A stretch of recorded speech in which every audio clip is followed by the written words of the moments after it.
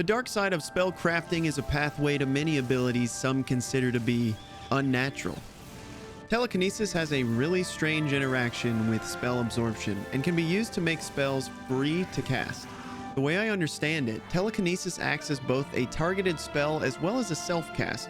For this reason, any spell absorption on your character can cause the spell to fail.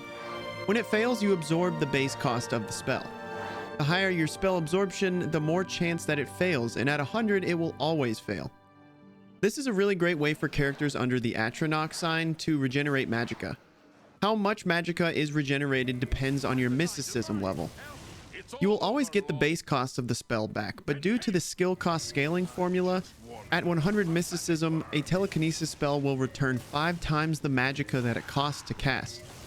At 50 mysticism, this will only return 1.25 times the original cost, so the scaling is kind of drastic, and you'll only really be able to take advantage of this at the highest levels. So how do we use this to make custom spells that are free to cast? At 100 mysticism and 100 spell absorption, we need telekinesis to be at least 25% of the total spell cost.